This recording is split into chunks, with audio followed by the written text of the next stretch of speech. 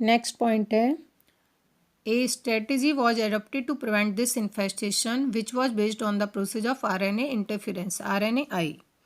इस इन्फेक्शन को रोकने के लिए एक स्ट्रेटेजी यूज की गई, मीन्स जो मिलोडेगाइन इनकॉग्निसिया टोबैको प्लांट में इन्फेक्शन फैला रहा था, उसको इन्फेस्टेशन कहा गया। इस इन्फेस्टेशन को रोकने के लिए प्रोसेस यूज किया गया, उसे RNA इंटरफेरेंस कहा गया।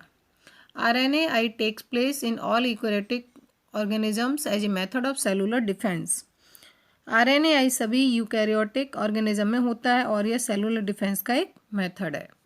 This method involve silencing of specific messenger RNA due to a complementary dsRNA double stranded RNA molecule that binds to and prevents translation of the messenger RNA silencing। इस method में जो messenger RNA disease cause कर रहा होगा उसको silence करना होगा, उसके ही कॉम्प्लीमेंट्री डबल स्ट्रैंडेड RNA का यूज करके। जो dsRNA कॉम्प्लीमेंट्री यूज कर रहे हैं वह स्पेसिफिक मैसेंजर RNA से जो डिसीज कॉज कर रहा है उससे बाइंड कर जाएगा और जो डिसीज होगा वो हो नहीं पाएगा, क्योंकि इससे डिसीज वाला प्रोटीन साइलेंस कर दिया जाएगा कॉम्प्लीमेंट्री dsRNA का यूज करके। इसे साइलेंसिंग कहते हैं। नेक्स्ट है, the source of this complementary RNA could be from an infection by viruses having RNA genomes और motile genetic elements transposons that replicate by an RNA intermediates. इस complementary RNA का source infection करने वाले virus में पाए जाने वाले RNA genome और चलने वाले जेनेटिक एलिमेंट्स जिनको ट्रांसपोजन्स कहा गया के रेप्लिकेशन के बाद बनने वाले इंटरमीडिएट RNA हैं। नेक्स्ट है, using agrobacterium vectors nematode specific jeans were introduced into the host plant. Agrobacterium vectors का यूज करके निमेटोड के स्पेसिफिक जीन्स को होस्ट प्लांट में इंट्रोड्यूस कराया गया। The parasite could not survive in a transgenic host expressing specific interfering RNA। Parasite ऐसे host में specific interfering RNA की प्रेजेंस में सर्वाइव नहीं कर पाया। नेक्स्ट है, biotechnological applications in medicine. The recombinant DNA technological process have made immense impact in the area of healthcare by enabling mass production of safe and more effective therapeutic drugs। Recombinant DNA technology method का health care के क्षेत्र में अत्यधिक प्रभाव है, क्योंकि इसके द्वारा safe and more efficient therapeutic drugs का मास प्रोडक्शन बढ़ा है। नेक्स्ट है, at present about 30 recombinants therapeutics have been approved for human use the world over. In India 12 of these are presently being marketed. Present time में लगभग 30 recombinant therapeutic drugs world में human की use के लिए approved हो चुकी हैं और भारत में भी 30 में से 12 थेरेप्यूटिक्स ड्रग्स यूज की जा रही हैं, उनकी मार्केटिंग हो रही है। नेक्स्ट टॉपिक है, genetically engineered insulin. Adult onset diabetes is possible by taking insulin at regular time intervals. Adult में होने वाले डायबिटीज़ का कंट्रोल रेगुलर टाइम इंटरवल पर इंसुलिन लेने से संभव हो सकता है। नेक्स्ट है, insulin used for diabetes was earlier extracted from pancreas of slaughtered cattle and pigs. Insulin from an animal source through caused some patient to develop allergy or other types of reaction to the foreign protein. Diabetic patient द्वारा use में लाए जाने वाला insulin cattle और pig को meet के लिए पहले यूज किए जाते थे, उनको मारकर उनके पैनक्रियास से निकाला जाता था। एनिमल्स द्वारा प्राप्त इंसुलिन से कुछ पेशेंट में एलर्जी प्रोड्यूस कर रहे थे या बाहरी प्रोटीन के प्रति दूसरे तरह की रिएक्शन होने लगती थी। Insulin consist of 2 short polypeptide chains, chain A and chain B, that are linked together by disulphide bonds या ब्रिजेस। इंसुलिन 2 छोटी पॉलीपेप्टाइड चेन का बना होता है, chain A and chain B, जो आपस में डाइसल्फाइड बॉन्ड द्वारा जॉइंट होते हैं। सल्फर के बॉन्ड्स होते हैं, उनके द्वारा जॉइंट रहता है।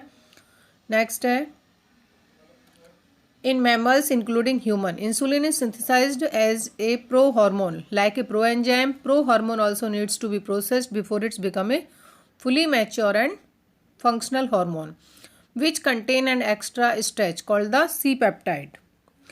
ह्यूमन सहित मैमल्स में इंसुलिन प्रोहार्मोन सिंथेसाइज्ड होता है। प्रो एंजाइम की तरह प्रोहार्मोन को भी फुली मैच्योर और फंक्शनल हार्मोन बनाने के लिए पहले इसको प्रोसेस करनी होती है। और जो प्रो हार्मोन प्रो इंसुलिन इनमें एक चेन होती है या एक्स्ट्रा स्ट्रेच होता है जिसे सी पेप्टाइड कहते हैं। नेक्स्ट है the main challenge for production of insulin using recombinant DNA techniques was getting insulin assembled into A mature form. Recombinant DNA techniques का यूज करते हुए इंसुलिन की प्रोडक्शन में मेन चैलेंज यह है कि इंसुलिन को एकत्रित कर मैच्योर फॉर्म में तैयार कैसे किया जाए।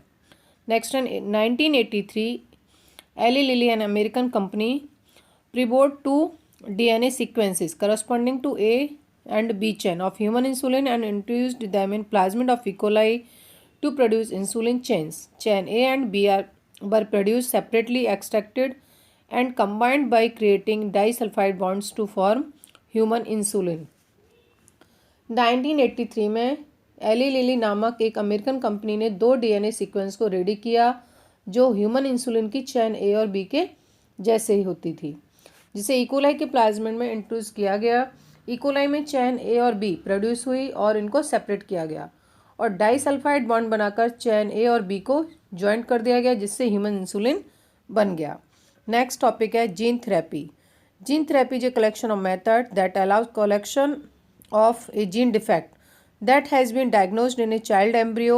Here genes are inserted into a person's cells and tissue to treat a disease. Gene therapy ऐसा ही एक मेथड का कलेक्शन है जिसके द्वारा किसी चाइल्ड और एम्ब्रियो में डायग्नोस्ड किए गए जीन डिफेक्ट का इम्प्रूव किया जाता है। उसमें रोग के ट्रीटमेंट के लिए जीन को व्यक्ति की सेल या टिश्यू में इंसर्ट कराया जाता है। नेक्स्ट है correction of a genetic defect involves delivering of a normal gene into the individual or embryo to take over the function of and compensate for the non-functional gene. Genetic defect को ठीक करने के लिए एक normal gene transfer करना होता है किसी भी इंडिविजुअल एम्ब्रियो में जो नॉन फंक्शनल जीन की कमी पूरी कर उसके फंक्शन को कंप्लीट करते हैं। The first clinical gene therapy was given in 1990 to a 4-year-old girl with adenosine deaminase ADA deficiency. जो पहली जीन थेरेपी थी वह 1990 में 4 ईयर की गर्ल को दी गई जिसमें ADA की डेफिशिएंसी देखी गई थी। The disorder is cause due to the deletion of the gene for adenosine deaminase. इस डिसऑर्डर में जो हुआ था ADA का जीन था उसके डिलीशन के कारण हुआ था, मीन्स जो जीन ADA बना रहा था वह डिलीट हो गया था। Next, in some children, ADA deficiency can be cured by bone marrow transplantation. In others, it can be treated with enzyme replacement therapy, in which functional ADA is given to the patient by injection. कुछ बच्चों में ADA की कमी का treatment bone marrow के लगाने से ठीक होता है, जबकि दूसरे बच्चों में एंजाइम रिप्लेसमेंट थेरेपी द्वारा ट्रीट किया जाता है जिसमें इंजेक्शन द्वारा रोगी को या पेशेंट को फंक्शनल ADA बाहर से दिया जाता है। नेक्स्ट है as a first step towards gene therapy lymphocytes from the blood of the patient are grown in a culture outside the body. Gene therapy में सबसे पहले पेशेंट के ब्लड से लिम्फोसाइट को निकालकर बॉडी से बाहर उनको कल्चर किया जाता है, मीन्स ग्रो किया जाता है। A functional ADA cDNA using a retroviral vectors is then introduced into these lymphocytes which are subsequently returned to the patient. Functional ADA का cDNA लिम्फोसाइट में एंटर कराकर लास्ट में पेशेंट की बॉडी में फिर से उसको वापस कर दिया जाता है। If the gene isolate from marrow cells producing ADA is introduced into cells at early embryonic stages, it could be a permanent cure. यदि मैरो सेल्स से आइसोलेट अच्छे जीन्स को अर्ली एम्ब्रियोनिक स्टेज की सेल्स में produce ADA में enter करा दिया जाए, मीन्स इंट्रोड्यूस करा दिया जाए, तो यह एक परमानेंट ट्रीटमेंट हो सकता है। Molecular diagnosis using conventional methods of diagnosis serum and urine analysis etcetera early detection is not possible. Treatment की कन्वेंशनल मेथड जो पहले चली आ रही मेथड है वो मेथड के द्वारा जिसमें सीरम और यूरिन एनालिसिस आ जाएगा का यूज करते हुए डिसीज़ को स्टार्टिंग में पता लगाना पॉसिबल नहीं है। नेक्स्ट है recombinant DNA technology polymerase chain reaction PCR and enzyme linked immunosorbent essay ELISA are some of the techniques that serve the purpose of early diagnosis. Recombinant DNA technology, polymerase chain reaction PCR और enzyme linked immunosorbent ऐसे ELISA कुछ ऐसी technique हैं जिसके द्वारा disease का पहले पता लगाया जा सकता है. Presence of a pathogen, bacteria, virus, etc. is normally suspended only when the pathogen has produced a disease symptom. Pathogen bacteria virus की प्रेजेंस का नॉर्मली तब पता चलता है जब उसके द्वारा उत्पन्न डिसीज़ के लक्षण दिखाई देने लगते हैं, सिम्टम्स दिखाई देने लगते हैं. By this time the concentration of pathogen is already very high in the body. जब हमें डिसीज़ का पता चलता है जब तक हमारी बॉडी के अंदर पैथोजन की संख्या या कंसंट्रेशन बहुत ज़्यादा हो जाती है. However, very low concentration of bacteria or virus at a time when the symptoms of the disease are not yet visible. जब बैक्टीरिया वायरस की कंसंट्रेशन हमारी बॉडी में कम होती है उस टाइम पर डिसीज़ के सिम्टम्स दिखाई नहीं देते. Can be detected by amplification of these nucleic acid by PCR. उस टाइम पर उनकी पहचान PCR द्वारा उनके न्यूक्लिक एसिड के एम्प्लीफिकेशन द्वारा कर सकते हैं. नेक्स्ट है PCR is now routinely used to detect HIV in suspected AIDS patient. Suspected ads patient में HIV की पहचान के लिए PCR आजकल नॉर्मली यूज में लाया जा रहा है. It is being use to detect mutation in genes in suspected cancer patient too. It is a powerful technique to identify many other genetic disorders. PCR का यूज सस्पेक्टेड कैंसर पेशेंट के gene में होने वाले mutation को पता लगाने में भी किया जा रहा है और यह एक पावरफुल टेक्निक है जिसके द्वारा बहुत सारे दूसरे जेनेटिक डिसऑर्डर को आइडेंटिफाई किया जा सकता है.